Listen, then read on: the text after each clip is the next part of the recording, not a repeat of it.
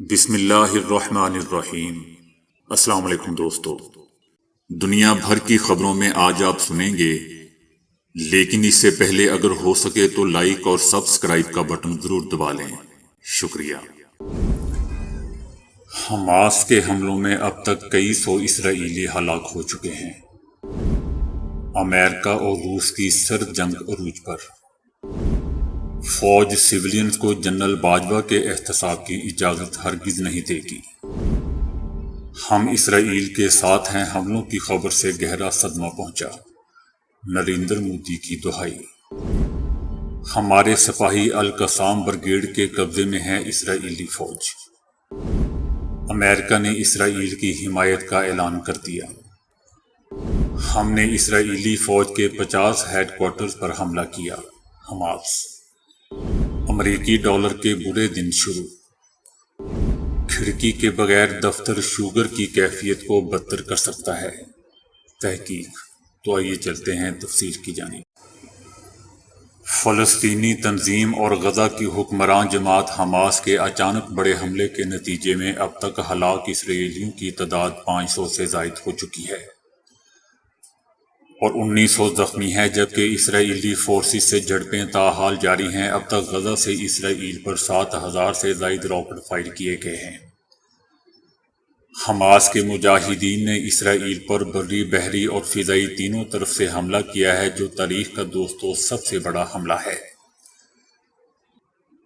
Hamas نے 57 صہیونی فوجیوں کو قیدی بھی بنا لیا، جبکہ متعدد اسرائیلی فوجی گاڑیوں کو بھی قبضے میں لے لیا اور کئی ٹینکس بھی تباہ کر دیے گئے ہیں۔ اسرائیل نے حملے کے جواب میں غزہ کی پٹی پر کئی عمارتوں اور عام شہریوں کو نشانہ بنایا اور اسرائیلی فضائی حملوں میں اب تک 300 سے زائد فلسطینی شہید ہو چکے ہیں، جبکہ 1700 زخمی ہیں۔ القسام بریگیڈ کے سربراہ کمانڈر نے آپریشن طوفان الاقصی شروع کرنے کا اعلان کرتے ہوئے کہا کہ یہ حملہ اسرائیل کی جانب سے مسجد الاقصی میں مسلسل اشتعال انگیزی اور فلسطینیوں پر مظالم کا جواب ہے۔ اسرائیل نے جنوبی لبنان میں توپ خانے سے فائر کیے ہیں۔ اسرائیلی توپ خانہ لبنان کے اس علاقے پر حملہ کر رہا ہے جہاں سے گولی چلائی گئی۔ اسرائیلی وزیر اعظم نے کہا ہے کہ اسرائیل حالت جنگ میں ہے اور حماس نے جنگ چھیڑ کر بڑی غلطی کی ہے، کیونکہ یہ جنگ ہم ہی جیتیں گے۔ ان حملوں کے بعد حماس کے رہنما محمد دیف کا کہنا تھا کہ ہم نے فیصلہ کیا ہے کہ اب بہت ہو چکا ہے، جبکہ اسرائیلی وزیر اعظم نیتن یاہو نے کہا ہے کہ حماس کو ان حملوں کی وہ قیمت چکانی پڑے گی جس کی ماضی میں مثال نہیں ملتی۔ امریکی صدر جو بائیڈن بھی بے ہوشی سے اب جاگ چکے ہیں۔ ان کا کہنا ہے کہ اسرائیل کو اپنا اور اپنے شہریوں کا تحفظ کرنے کا حق ہے۔ اسرائیلی فوج نے اپنے ہزارہ رضاکاروں کو ڈیوٹی پر طلب کر لیا ہے اور خیال کیا جا رہا ہے کہ وہ غزہ میں زمینی کارروائی شروع کرے گی۔ مجاہدین موٹر سائیکلوں کے علاوہ پیراگلائیڈرز اور کشتیوں کا استعمال کرتے ہوئے غزہ کی پٹی کے علاقے سے اسرائیلی حدود میں داخل ہوئے، تاحال یہ واضح نہیں کہ اتنی بڑی تعداد میں مسلح مجاہدین دنیا کے سخت ترین حفاظتی انتظامات والی سرحد عبور کرنے میں کیسے کامیاب رہے۔ اس موقع پر اسرائیلی علاقوں پر ہزاروں راکٹ داغے گئے، جن میں سے کچھ مقبوضہ بیت المقدس اور تل ابیب میں بھی گرے۔ حماس کے جنگجوؤں کے اسرائیل میں داخل ہونے کے بعد ملک کے جنوبی علاقوں میں ان کی اسرائیلی فوجیوں سے مسلح جھڑپیں ہوئیں۔ اسرائیلی فوج کے مطابق اس کے فوجی 22 مقامات پر حماس کے حملہ آوروں کا مقابلہ کر رہے ہیں۔ اسرائیلی آبادیوں میں مقیم افراد نے اسرائیل کے مختلف نیوز چینلز کو فون پر بتایا کہ مجاہدین ان کے قصبوں اور دیہات میں گھس آئے ہیں اور وہ اپنے مکانات میں محصور ہو کر رہ گئے ہیں۔ اسرائیل کی بری فوج میں ریڑھ کی ہڈی کی حیثیت رکھنے والے ٹینکوں سمیت اسرائیلی گاڑیوں کو نذر آتش کیا گیا ہے۔ مجاہدین کے حملوں کے بعد سڑکیں ویران ہیں، ریستوران، کیفے، سب کچھ بند پڑا ہے اور فضا خوف سے بھری ہوئی ہے۔ حماس کے فوجی کمانڈر نے ایک بیان میں مسجد اقصی کو آزاد کرانے کے لیے ایک نئے آپریشن کے آغاز کا اعلان کیا ہے اور کہا ہے کہ اسرائیل کے خلاف حماس کی نئی کوششوں کا یہ صرف پہلا مرحلہ ہے۔ ہم نے دشمن کو خبردار کر دیا ہے کہ وہ مسجد اقصی کے خلاف اپنی جارحیت کو ختم کرے۔ بغیر کسی جواب کے دشمن کی جارحیت کا دور اب ختم ہو چکا ہے۔ میں مغربی کنارے اور گرین لائن کے اندر ہر جگہ فلسطینیوں سے بلا روک ٹوک حملہ کرنے کی اپیل کرتا ہوں۔ میں ہر جگہ مسلمانوں سے حملہ کرنے کا مطالبہ کرتا ہوں۔ حماس نے درجنوں اسرائیلی باشندوں کو دوست و یرغمال بنا لیا ہے، جن میں عام شہری اور فوجی دونوں شامل ہیں۔ اسرائیلی فوج کے ایک جرنیل کو بھی پکڑ لیا گیا ہے۔ حماس کا دعویٰ ہے کہ اس کے پاس 53 جنگی قیدی ہیں، جن میں اسرائیلی فوج کے سینئر آفیسر بھی شامل ہیں، اور ان میں سے بہتوں کو ان سرنگوں میں رکھا گیا ہے جنہیں ماضی میں اسرائیل نشانہ بناتا رہا ہے، اور یہ بہت سے اسرائیلیوں کے لیے ایک دوست و ڈراؤنا منظرنامہ ہے۔ اسرائیل کے وزیر توانائی کا کہنا ہے کہ ان کا ملک غزہ کو بجلی کی فراہمی بھی معطل کر سکتا ہے۔ دوسری جانب فلسطینی صدر محمود عباس کا کہنا ہے کہ ان کے عوام کو آباد کاروں اور قابض فوجیوں کی دہشت کے خلاف اپنا دفاع کرنے کا پورا حق حاصل ہے۔ انہوں نے فلسطینی عوام کے اس حق پر زور دیا کہ وہ آباد کاروں کی دہشت گردی اور قابض افواج کے خلاف اپنا دفاع کریں۔ امریکہ اور روس کے مابین سرد جنگ عروج پر پہنچ چکی ہے، اور امریکہ نے روس کے 2 سفارتکاروں کو ملک چھوڑنے کا حکم دے دیا ہے۔ امریکہ کے 2 مشکوک سفارتکاروں کو ملک سے نکالنے کے رد عمل میں امریکہ نے بھی 2 روسی سفارتکاروں کو ملک چھوڑنے کا حکم دیا ہے۔ یاد رہے دوستو کہ گزشتہ ماہ روس کی وزارت خارجہ نے کہا تھا کہ روس میں 2 امریکی سفارتکاروں کی سرگرمیاں مشکوک ہیں، اور وہ غیر قانونی سرگرمیوں میں ملوث پائے گئے ہیں، اور ان کے ایک روسی باشندے کے ساتھ تعلقات تھے۔ فوج سیویلینز کو جنرل باجوہ کے احتساب کی اجازت ہرگز نہیں دے گی۔ کارگل والا معاملہ ہو، پرویز مشرف کے خلاف کیس ہو، یا جنرل باجوہ کا احتساب، نواز شریف کا ٹریک ریکارڈ ہے کہ وہ اسٹیبلشمنٹ کے خلاف کارروائی کرنا چاہتے ہیں، مگر کچھ ہو نہیں پاتا۔ نواز شریف کو ملک سے باہر بھیجنے میں جنرل باجوہ نے سب سے اہم کردار ادا کیا۔ نواز شریف کو کسی کا احسان مند ہونا چاہیے تو وہ جنرل باجوہ ہے۔ ایک دفعہ جنرل باجوہ نے کہا تھا کہ عمران خان ہو یا نواز شریف، سویلین کو سمجھ لینا چاہیے کہ فوج کسی صورت سابق آرمی چیف کے خلاف کارروائی کی اجازت نہیں دے گی۔ وہ اپنا احتساب سیویلین اور ججز کے ہاتھ میں نہیں دے گی۔ 9 مئی کے بعد خبریں آنا شروع ہو گئی تھی کہ جنرل فیض کے خلاف کارروائی ہوگی، لیکن جنرل فیض کے خلاف کچھ نہیں ہو سکا۔ دوسری طرف صدر عارف علوی عمران خان کو بچانے کے لیے جتنا کچھ کر سکتے تھے انہوں نے کیا، مگر انہیں کامیابی نہیں ہو سکی۔ پاکستان دوستو ایک ٹیڑھی عمارت ہے جسے نئے سرے سے تعمیر کرنا ہوگا۔ آج کوئی بھی محفوظ نہیں، نہتے شہری ہوں یا ہجوم کے ہتھے چڑھ جائیں، موت کی نیند سلا دیا جاتا ہے۔ گرجوں کو آگ لگانی ہو، مندروں پر دھاوا بولنا ہو، ہجوم ریاستی رٹ کو پاؤں تلے روندے دیر نہیں لگاتا۔ پاکستان نامی چادر کو اوڑھے اس زمین کے ٹکڑے کو دوستو 76 برس ہو چکے ہیں۔ یہ چادر اوڑھنے کی بنیادی وجہ دھرتی کو ایک نیا نام، ایک نئی شناخت دینا مقصود تھا۔ کچے دھاگے سے بنی اس چادر میں 24 برس بعد ذرا چھید ہوا تو ٹھیک کرانے اسے رفوگروں کے پاس لے جایا گیا، لیکن انہوں نے بچی کھچی چادر کا جغرافیہ ہی بگاڑ دیا۔ اگر معمار دیوار کی پہلی اینٹ ہی ٹیڑھی رکھے تو پھر وہ خواہ دیوار کو آسمان تک ہی کیوں نہ لے جائے، وہ ٹیڑھی ہی نظر آئے گی۔ آج ہم جس ٹیڑھی عمارت کے مکین ہیں، یہ اس کے معماروں کی کج روی کا نتیجہ ہے۔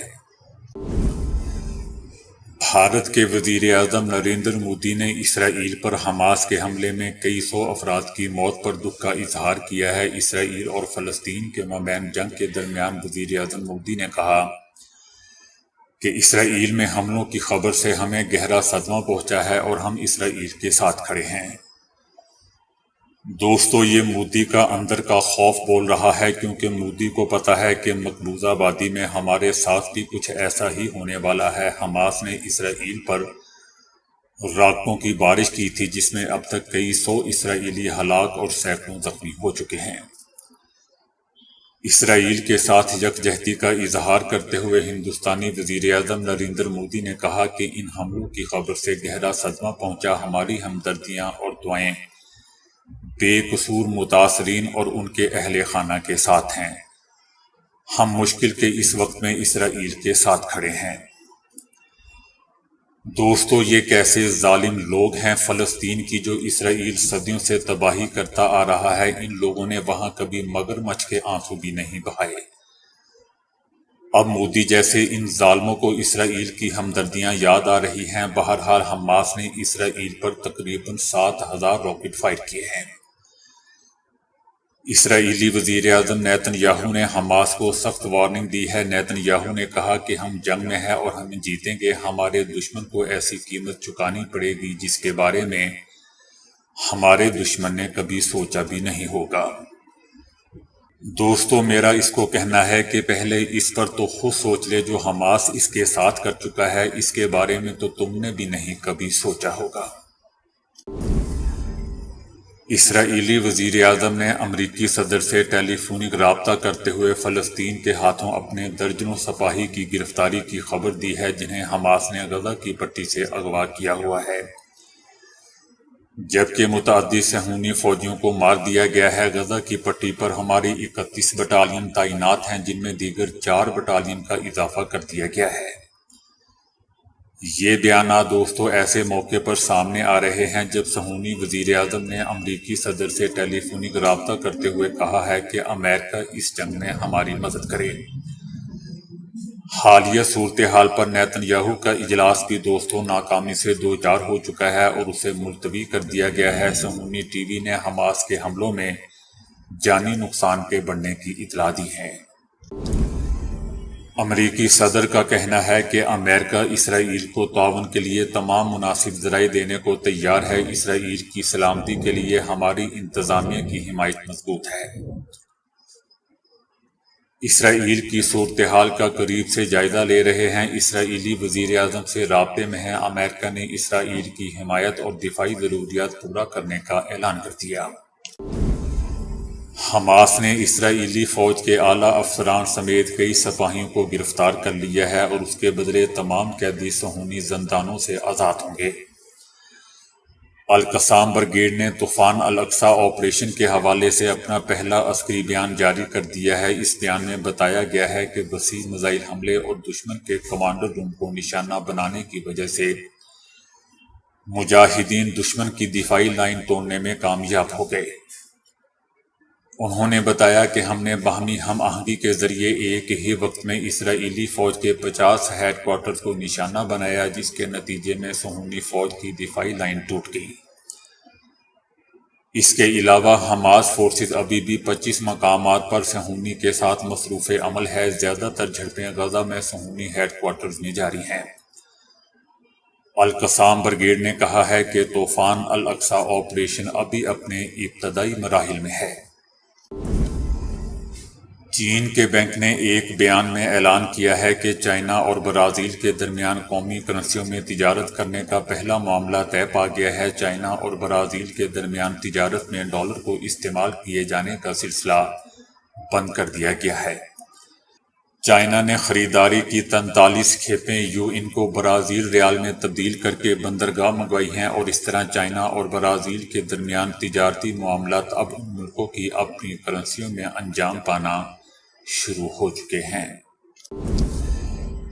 ایک نئی تحقیق میں بتایا گیا ہے کہ کھڑکی کے بغیر دفتر میں کام کرنا شوگر کو بدتر کر سکتا ہے۔ ایک چھوٹی سی تحقیق میں شوگر میں مبتلا ریٹائرڈ افراد سے دفتر جیسے ماحول میں وقت گزارنے کا کہا گیا۔ اس دفتر میں ایک کھڑکی موجود تھی جس میں سورج کی روشنی کمرے میں آتی تھی۔ ان افراد نے اتنا ہی عرصہ ایک ایسے دفتر میں بھی گزارا جس میں کوئی کھڑکی نہیں تھی اور صرف مصنوعی برقی LED لائٹیں لگی ہوئی تھیں۔ جب ان افراد نے کھڑکی والے دفتر میں کام کیا تب ان کے بلڈ شوگر کی مقدار 60% نارمل رہی، لیکن برقی روشنی کے نتیجے میں یہ مقدار 51% نارمل رہی۔ نیدرلینڈز کی ماسٹر کٹ یونیورسٹی سے تعلق رکھنے والی تحقیق کے سینئر مصنف پروفیسر جورج کا کہنا ہے کہ تحقیق کے نتائج یہ بتاتے ہیں کہ لوگوں کو ایسے دفتر میں نہیں رہنا چاہیے۔ جس میں کوئی کھڑکی نہ ہو۔ اس کا مطلب ہے کہ دن کی روشنی جسم کی گھڑی پر مثبت اثرات مرتب کرتی ہے، جو بلڈ شوگر کو کنٹرول کرنے جیسے جسم کے افعال کے لیے بہت ہی اہم ہوتی ہے۔ تقریباً 100 سال پہلے جرمن ماہر نفسیات ہرمن نے اپنی کتاب میں وقفے کے اثرات اسپیسنگ ایفیکٹ کی تفصیل دی تھی۔ اس میں کہا گیا تھا کہ سیکھنے اور پڑھنے کے عمل میں طویل وقفہ لیا جائے تو اس سے یادداشت اچھی ہوتی ہے اور سیکھنے کا عمل بہتر ہوتا ہے۔ اب اسی بات کے مزید سائنسی ثبوت بھی ملے ہیں۔ اس ضمن میں جرمنی کے ماہرین نے دماغ پر بعض تجربات کیے ہیں جن میں روزمرہ زندگی کے یادداشتی تجربات شامل تھے۔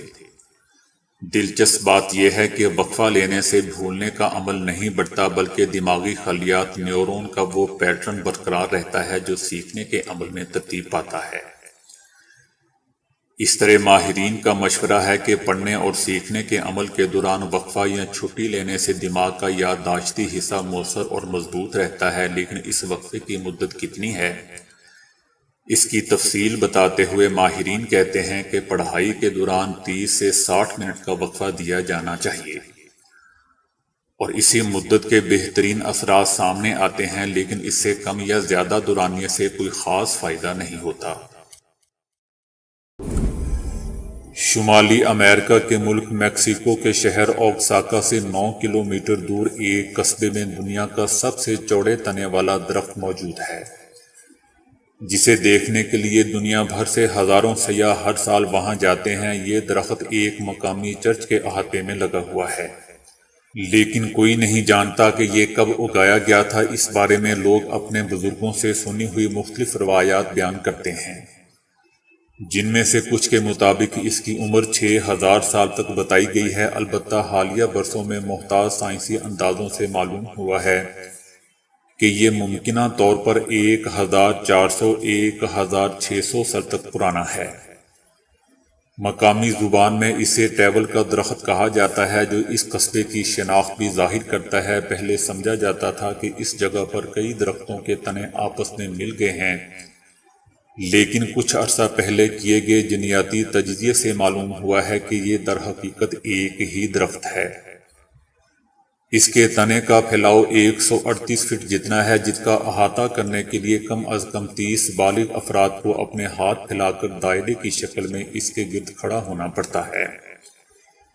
اس کا قطر کم از کم 46 فٹ جتنا ہے۔ ماضی میں اس کی اونچائی 141 فٹ بتائی جاتی تھی، لیکن 2005 میں لیزر آلات کی مدد سے پیمائش کرنے پر معلوم ہوا کہ یہ دراصل 116 فٹ اونچا ہے۔